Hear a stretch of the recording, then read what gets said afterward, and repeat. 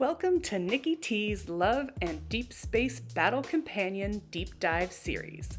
As a near 20-year game industry vet and competitive fighting and MOBA game player, I'm a battle girly at heart.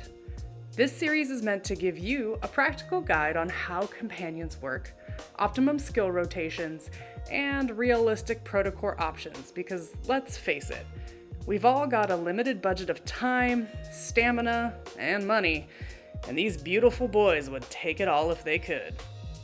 Follow me on Twitch or YouTube at NikkiT-123 or drop any questions or comments below. All right, take that orbit off auto and let's do this.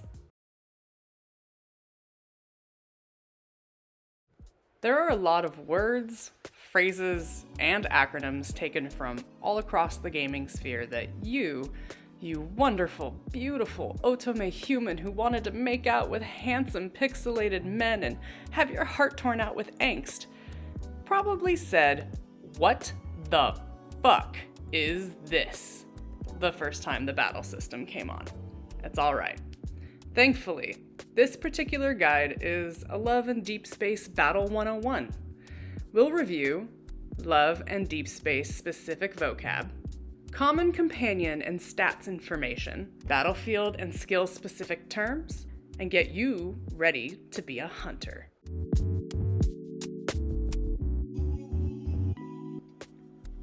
Like I said, there are a lot of very distinct lads vocab, and we should sort that out first, starting with our handsome boys. You've probably heard LI or love interest. That's your boo, your honey, your husband, your mans, the five guys in the game right now. And the companion is the character that accompanies you in battle. For example, Zayne is an LI. He currently has 6 companions: God of Annihilation, Master of Fate, Foreseer, Medic of the Arctic, Dawnbreaker, and Linkon Doctor. To unlock the golden or legendary myth companions, you need to acquire the matching solar cards, or solars as we call them, either from the Cross-Space Echo or limited solar banners. You also unlock a matching weapon for that companion, as well as outfits and other items. Solars can only equip Alpha or HP and Beta Flex protocores. Solars are the only cards that can be equipped in pairs, sometimes known as myth pairs. And if you have the pair, you can get certain bonuses based on the card rank called pair bonuses. Every 4 or 5-star solar pair has a pair bonus and are based on the rank of both cards. They all have the following effects. The starting bonus, which means you just own the pair, increases the team damage percentage. Rank 1 or R1 boosts your Ardent Oath charge. R2 reduces damage taken by a certain percent, and R3 increases the damage that you put out again by a certain percent. 5 stars have a higher percentage effect, but also include special effects for that specific myth companion.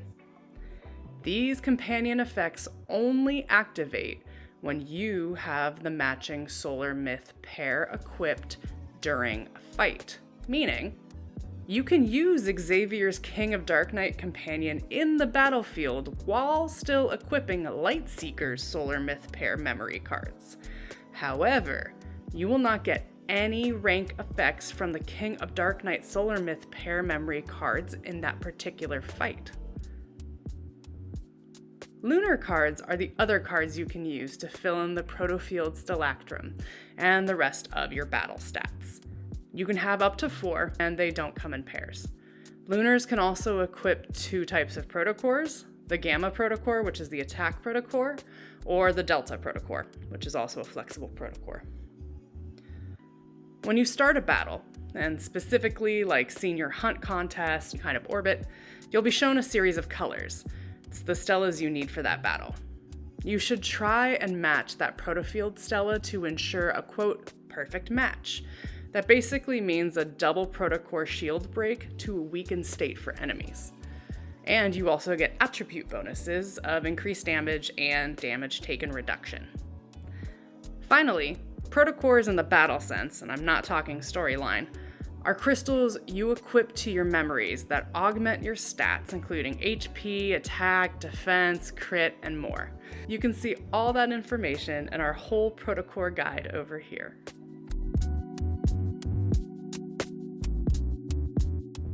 All right, let's make you a hunter, baby. There are some what are considered universal terms used to describe companions and stats, while others are about skills and effects in the battlefield.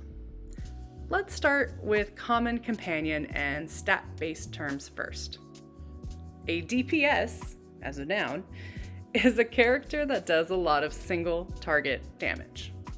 Conversely, an AoE, or an area of effect character, means they specialize in hitting multiple enemies in a group. So, for example, a good DPS is Zayne, Master of Fate, while a good example of an AoE is Sylus, Silverwing Fiend. Most stats are pretty self-explanatory, like HP is your health points or your life bar. This goes to 0, game over, right? However, crit rate, and crit damage, not so much. Crit is short for critical hit.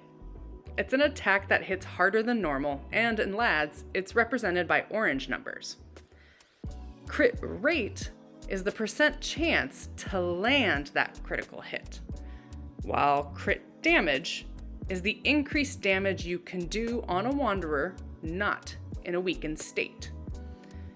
A general school of thought is to have a 1-to-2 ratio of crit rate to crit damage, with a basic crit rate of at least 50%. But I find that you must commit to a whole crit build. So with that in mind, I prioritize crit rate over damage because if I'm not hitting my crits, the damage doesn't matter anyway. Now, moving on to skills and battlefield effects. So now we're talking about DPS as a verb. It means damage per second. Every second, the amount of damage you put out. AoE is the damage you can do in a range or an area you can affect with damage.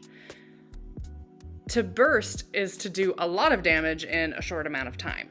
This is important because Lads is actually a burst-based battle game. That means after you weaken an enemy by removing its shields, go to town and output as much damage as possible. Some more phrases include aggro, or to take aggro, is to draw enemy attacks to a character. Sylus Relentless Conqueror actually uses this mechanic a lot. CC is crowd control, or in this game it's actually known simply as control. It's something that affects movement, whether you're slowing something down, pulling something together, pushing enemies apart, and it's used to help position enemies for more damage. Rafayel and Lumiere are big on this. Positioning is grouping or moving enemies around the battlefield, either using skills or by moving your own character to line enemies up. Using dodge is a great way to do this and is absolutely critical when hitting resonance and support skills. So, speaking of dodge, you can do dodge up to 3 times before it goes on to cooldown for 1 second. It's a quick, short dash movement across the screen. You can do this to avoid damage, reposition, or just get to the fight faster when that timer has already started for some reason. Perfect dodging is dodging an attack at the perfect moment, which empowers your companion's support skill for 5 seconds.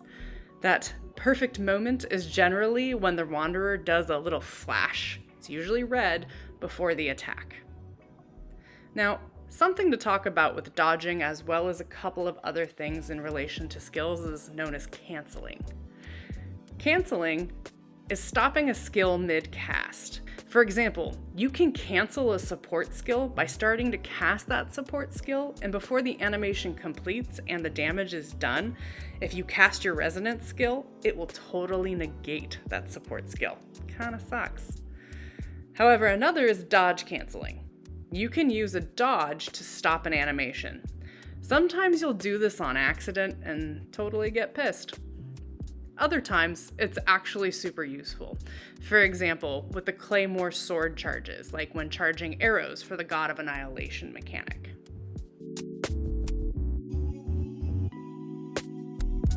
Now that I've given you some of the terminology and tools, let's put it all together and watch a complete fight with Caleb as the Farspace Colonel. Of course, the timer has already started, so I use dash 3 times and put it on its 1-second cooldown. Next, I avoid the attack and empower Caleb's support skill, and then reposition myself to target that little gunman. The reason is, during the fight, the other 2 wanderers will just pursue either myself as MC or Caleb, but that final wanderer will continue to float around. Targeting that single wanderer in the middle by positioning the other 2 floating wanderers towards it.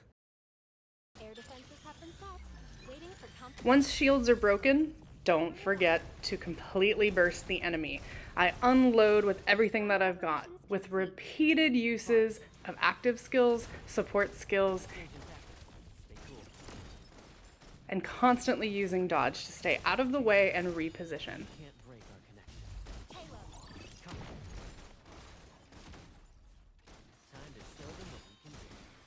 And I keep my Ardent Oath until shields are broken. That will allow me to do as much damage as possible with my Ardent Oath without wasting it against a Protocore shield.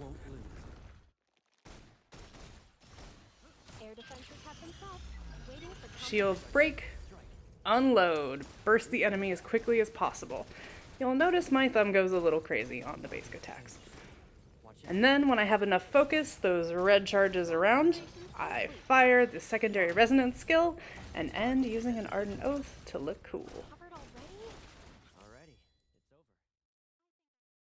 Surprised this dating sim has a surprisingly complex battle system about positioning, skill rotation, and things like dodge canceling? Well, welcome to Love and Deepspace, where the combat is just as unhinged as the boys are beautiful. As you progress further into the game, there will be some moments where you may need to come off auto combat to progress further. Or maybe you just want to take your rage out manually for a certain ally who wish blocked you again. Now you got the foundation to do it, so let's build on it. You can check out this companion guide, or you can check out our Protocore guide and get you moving up the ranks through those orbits or senior hunt contests. Otherwise, thanks for watching.